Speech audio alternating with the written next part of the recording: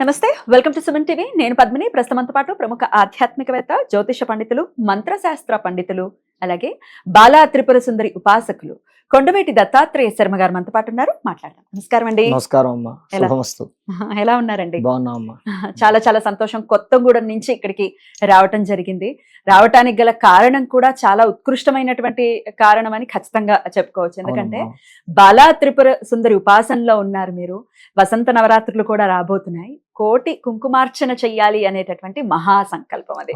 ఈ సంకల్పానికి ఉన్నటువంటి ఆంతర్యం ఏమిటి, ఎప్పటి నుంచి మొదలవుతోంది, ఇత్యాది విషయాలు ఒక్కసారి ప్రేక్షకులకి సుమన్ టీవీ ప్రేక్షకులందరికీ కూడా నమస్కారం. ఈ సృష్టిలో సకల ప్రాణికి కూడా ఆ భగవంతుడు అతి దగ్గరగా ఉండాలనేటటువంటి సంకల్పంతో ఈ కార్యక్రమాన్ని సంకల్పించాం.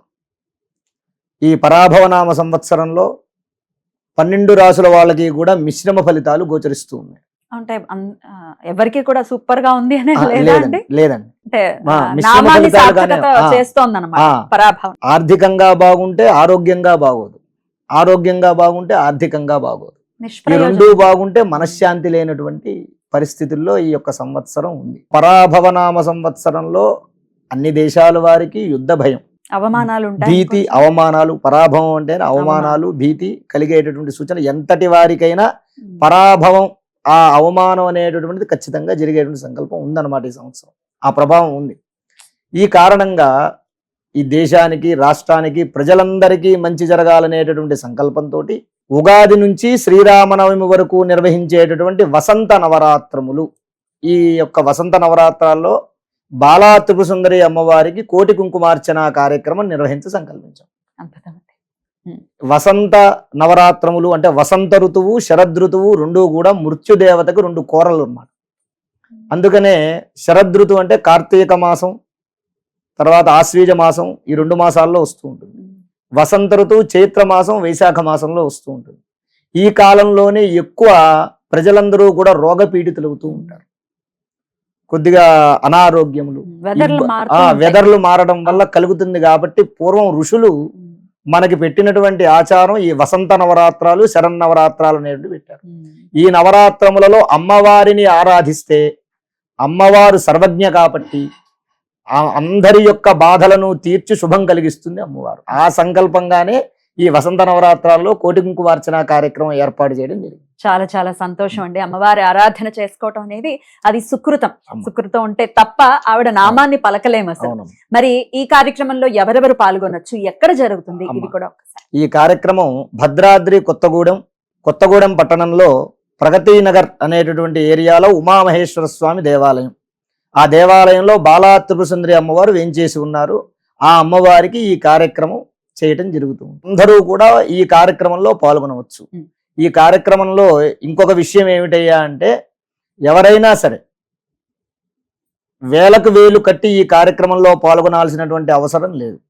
కేవలం 116 రూపాయలతోటి పేర్లు, గోత్రాలు రిజిస్టర్ చేసుకుంటే, chid.com ద్వారా రిజిస్టర్ చేసుకుంటే వారి గోత్రము, పేర్లు, వారి కుటుంబ సభ్యుల పేరు మీద కూడా ఈ 10 రోజులు విశేషమైనటువంటి హోమాలతోటి అమ్మవారికి కోటి కుంకుమార్చన కార్యక్రమం చేస్తున్నాం.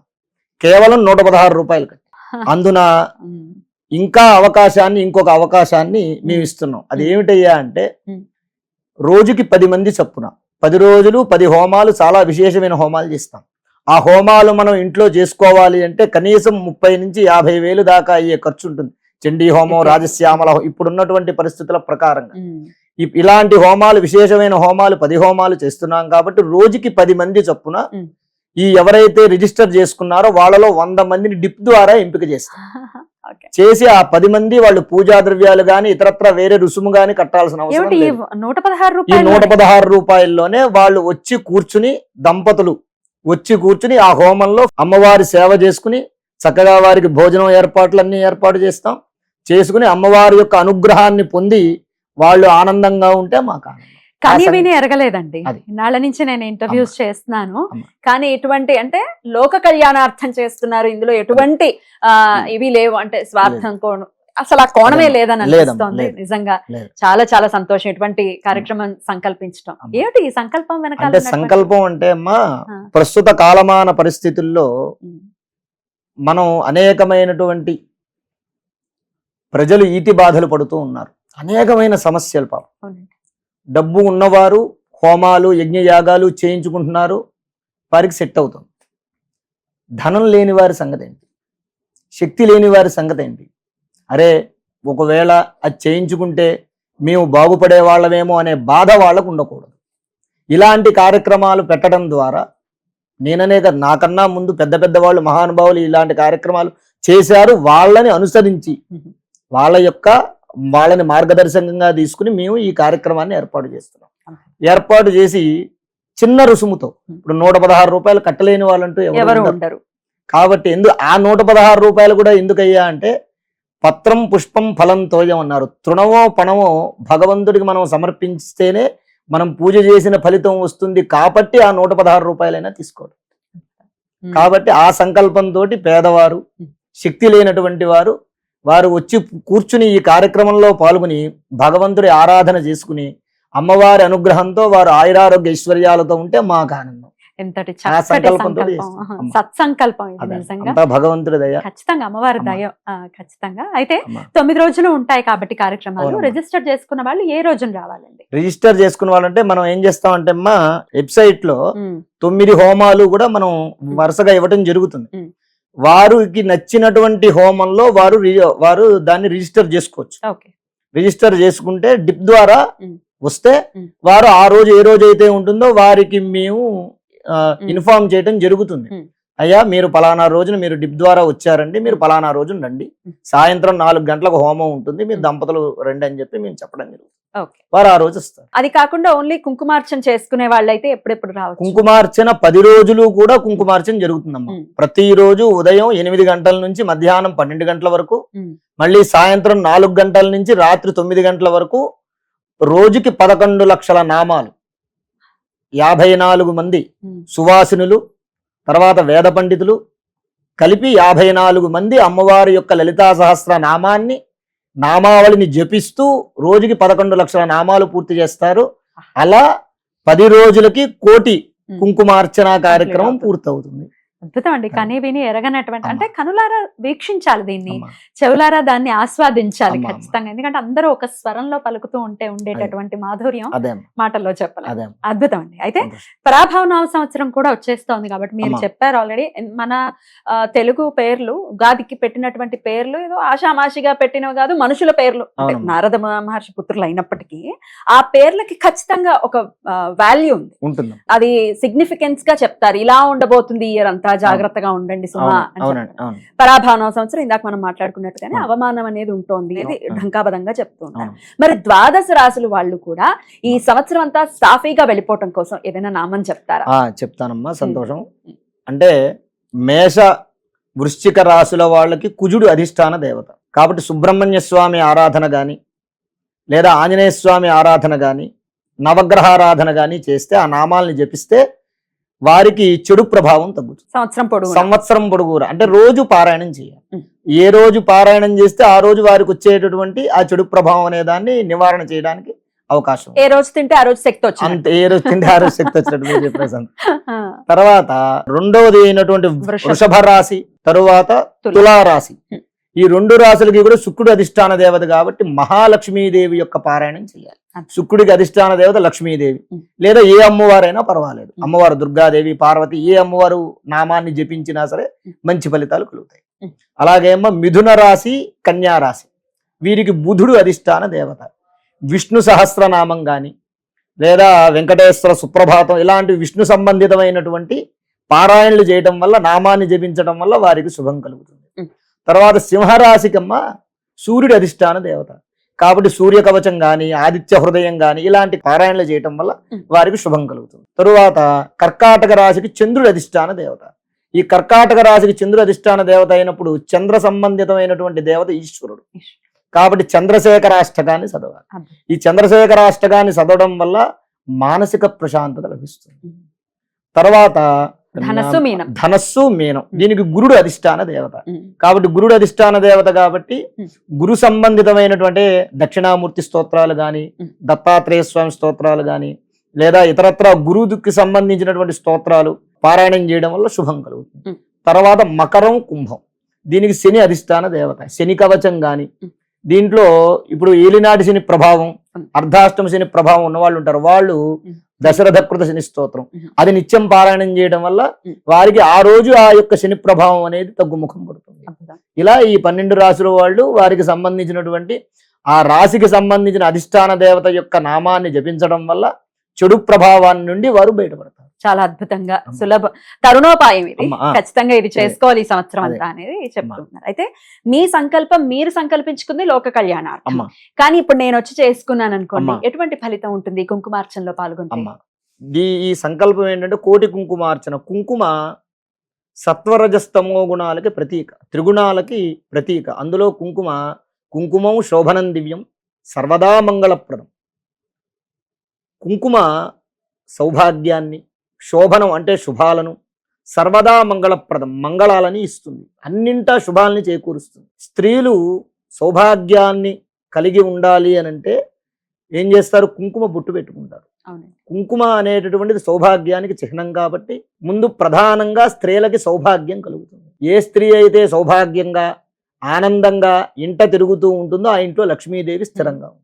కాబట్టి ఈ కుంకుమ పూజ అనేటటువంటిది సర్వదా మంగళం కోసం, అంటే ఒక కార్యమని కాదు, అన్ని కార్యాల యందు శుభాన్ని కలిగించడం కోసం, అన్ని సర్వకాల సర్వావస్థల యందు శుభం చేకూరడం గురించి చేసేదే ఈ కోటి కుంకుమార్చన కార్యక్రమం. అయితే కుంకుమ అనేది మా ఆడవాళ్ళకి ఒక ఎమోషన్ అమ్మ. ఏమండి? అయితే ఈ క్వశ్చన్ నేను ఎందుకు అడుగుతున్నానంటే, రావచ్చు ప్రజల్లో లేకపోతే మన ప్రేక్షకుల్లో ఈ క్వశ్చన్ రావచ్చు, పూర్వ సువాసనలు కుంకుమార్చన చేయొచ్చా? మీ అనాలిసిస్. పూర్వ సువాసనలు కుంకుమార్చన చేయొచ్చా అంటే శాస్త్రం చెప్పినటువంటి విషయం ఏంటయ్యా అంటే అర్చన చేయకూడదు, పుష్పార్చన చేయొచ్చు, పత్రములతో అర్చన చేయొచ్చు. పూర్వ సువాసనలు కుంకుమతో అర్చన చేయడానికి లేదు. అంటే ఎందుకు లేదయ్యా అంటే చాలా మందికి ఇప్పుడు ఈ మధ్య కాలంలో అది కూడా ఒకటి ట్రోల్ అవుతూ ఉంది. ఏమిటి? పుట్టినప్పటి నుంచే కుంకుమ ఉంది కదా, పెళ్ళప్పుడు పెట్టుకోవట్లేదు కదా అనేటటువంటిది ఉంది. కాబట్టి దానికి విషయం ఏంటయ్యా అంటే ఈ సౌభాగ్యం అనేటటువంటిది ఉండదు. ఎప్పుడైతే భర్త చనిపోతారో భర్త మీరు కుంకుమ పెట్టుకోండి పెట్టుకోకపోండి అది మీ మానసికమైనటువంటి పరిస్థితి, దాన్ని ఎవరు తప్పుపట్టరు. కానీ సౌభాగ్యం లేనటువంటి స్త్రీ, సౌభాగ్యం అంటే ఏంటి? భర్త ఉంటేనే సౌభాగ్యం, భర్త లేనటువంటి ఐశ్వర్యం వేరు, సౌభాగ్యం వేరు. కాబట్టి ఈ సౌభాగ్యం లేనటువంటి స్త్రీ కుంకుమతోటి అర్చన చేయకూడదు. కానీ నామాలు పఠించవచ్చు, పుష్పార్చన చేయొచ్చు, మారేడు దళాలు, తులసి దళాలు ఇత్యాది దళములతో అర్చన చేయొచ్చు. దానికి ఏ విధమైనటువంటి ఆపేక్ష లేదు. అలాగే లక్ష్మీ యంత్రం గురించి ప్రత్యేకమైన ప్రస్తావన ఉంది మీ కార్యక్రమంలో. లక్ష్మీ యంత్రం అంటే ఏంటి అసలు? ఈ యంత్ర అర్చన ఎలా చేయాలి? ఈ కార్యక్రమంలో పాల్గొన్న వాళ్ళ చేత చేయిస్తారా? ఇవన్నీ అదే అంటే ఏంటమ్మా, మహాలక్ష్మి యంత్రం అని మేము ఏర్పాటు చేసాం. అంటే గతంలో కూడా ఉంది లక్ష్మీ యంత్రం. ఇప్పుడు ప్రస్తుత కాలమాన పరిస్థితుల్లో అందరికీ ఉన్న పెద్ద సమస్య ఏంటయ్యా అంటే, ఎవ్వరు మా దగ్గరకు వచ్చిన ప్రధాన సమస్య, అయ్యా మా దగ్గర డబ్బు నిలవడం లేదు. 100% ఇదే. 99% అయ్యా మా దగ్గర డబ్బు నిలవట్లేదు. రెండోదే ఆరోగ్యం గురించి మాట్లాడుతున్నారు తప్ప ముందు వచ్చి మా దగ్గర డబ్బు నిలవట్లేదు, ఏం చెయ్యాలి? అప్పుల బాధలు ఇప్పుడున్న కాలమాన పరిస్థితి ప్రకారంగా అలా జరుగుతుంది. ఖచ్చితంగా దానికి ఏం చేయాలంటే ప్రతిరోజు కూడా రోజు మహాలక్ష్మీదేవి యొక్క మంత్రాన్ని జపిస్తూ ఉండాలి.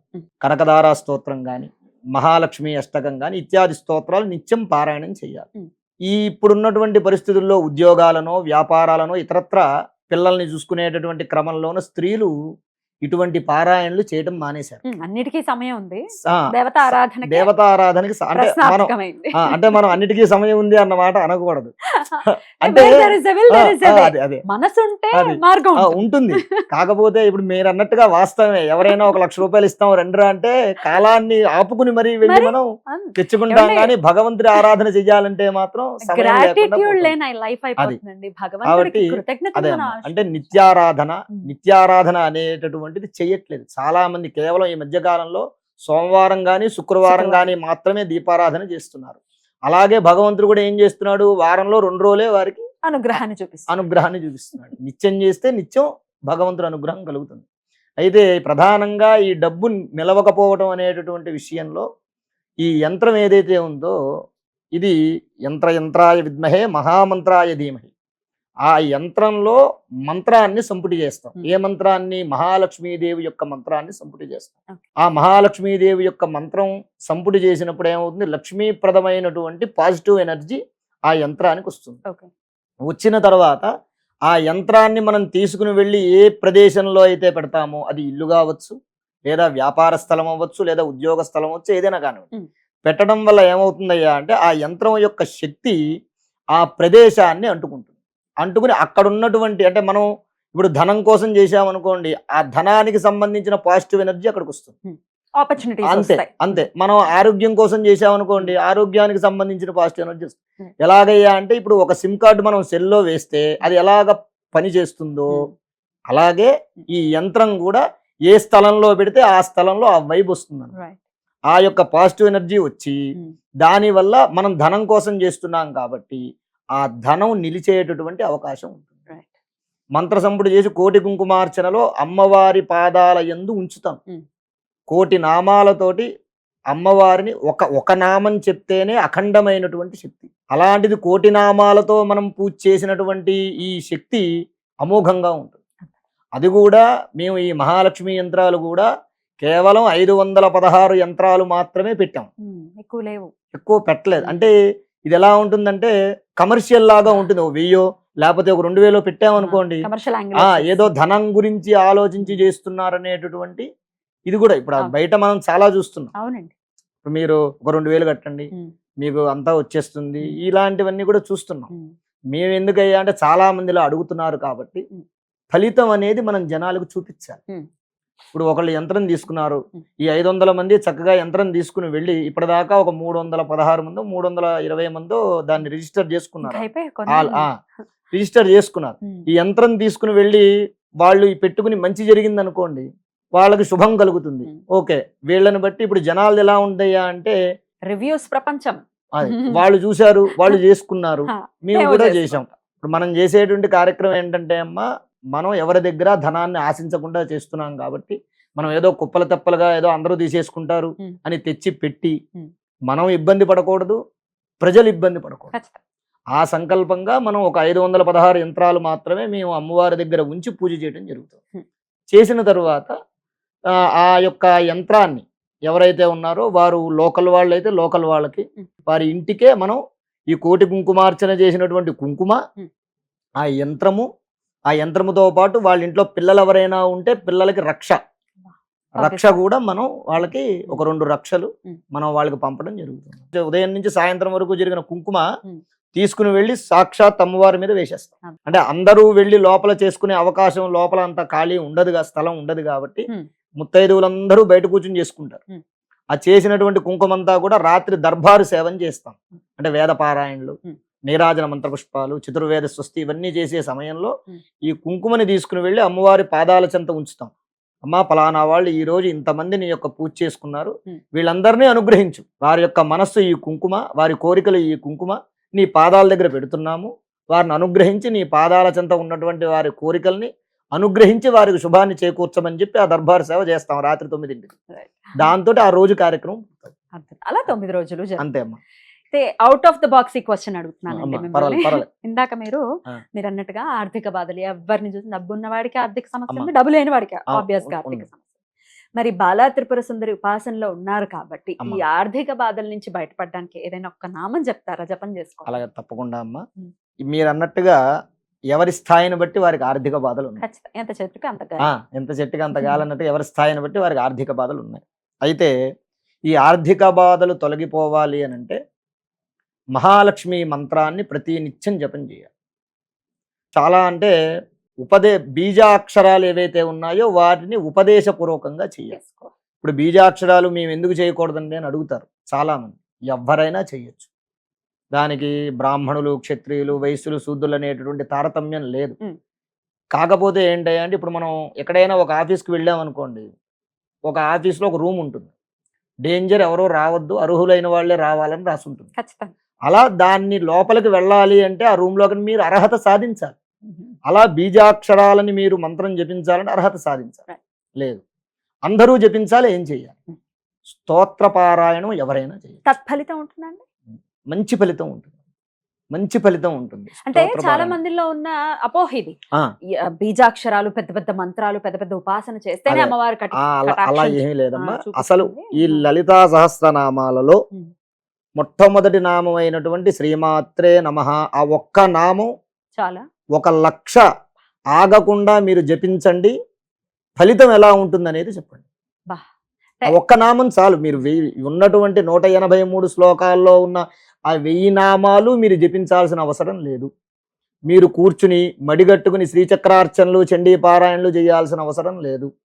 మీరు శ్రీమాత్రే నమః అన్న ఒక్క నామాన్ని కూర్చుని అమ్మవారి మీద మనస్సు పెట్టి, ఏదో ధ్యాసలో కాకుండా, ఏదో పిల్లలు ఎటు వెళ్తున్నారు అటు వెళ్తున్నారు ఇవన్నీ కాకుండా, ఏ స్త్రీ అయినా సరే, ఏ పురుషుడైనా సరే, శ్రీమాత్రే నమః అన్న ఒక్క నామాన్ని జపం చేస్తే, 1,00,000 జపం చేస్తే విశేషమైనటువంటి ఫలితం ఇన్స్టెంట్ ఫలితం కలుగుతుంది. ఆ నామాలు పూర్తయ్యే లోపు ఆ 1,00,000 పూర్తయినటువంటి విత్ ఇన్ హవర్స్ లో మీకు ఒక శుభవార్త వింటారు. కానీ తనువు మనస్సు అమ్మవారి యందు లగ్నంగా ఉండి చెయ్యాలి. అందుకే ఏం చెప్పారు? కలవు స్మరణాన్ముక్తి. కలియుగంలో మీరు యజ్ఞయాగాలు, క్రతువులు, కోటి కుంకుమార్చనలు ఇవన్నీ కాదు. నిన్ను నువ్వు ఉద్ధరించుకోవడం కోసం స్మరణాన్ముక్తి. కలియుగంలో ఇవన్నీ చెయ్యాలంటే సమయం ఉండదు, అసలు మనసు నిలబడదు కదా, ఉండదు. కాబట్టి ఒక్కసారి మనం ఈ కలియుగంలో ఉన్న గొప్పతనం ఏంటయ్యా అంటే, మనస్సు లగ్నం చేసి ఒక్క నామాన్ని జపిస్తే అది 1,000,000 నామాలతో ఫలితం అని చెప్పి చెప్తారు.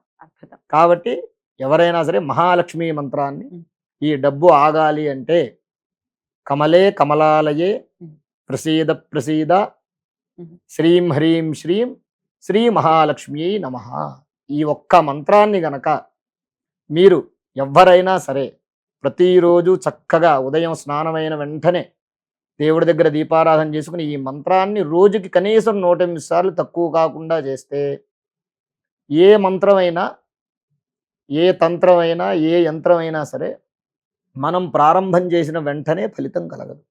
ఈ రోజు చేస్తే రేపు పొద్దున్నే ఫలితం వస్తుందని అనుకోకూడదు. ఇన్స్టెంట్ మ్యాగీ లాగా కాదు. షడ్భిర్మాసై ఫలం లభేత్ అంటే మనం చేసినట్టు, ఇప్పుడు మనకి 1,000 రూపాయలు వడ్డీ రావాలి అంటే బ్యాంకులో కనీసం 1,00,000 రూపాయలు వేయాలి, కొన్నాళ్ళు ఆగాలి.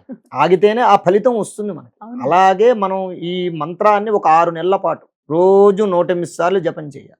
చేస్తే దాని యొక్క ఫలితం అక్కడి నుంచి చూపించడం మొదలు. ఏ మంత్రమైనా వెంటనే మనకి ఈ రోజు చెప్పితే, కానీ ఇలాగే శీఘ్రంగా, అతి శీఘ్రంగా ఫలించే మంత్రం స్తోత్రం ఉంది ఒకటి.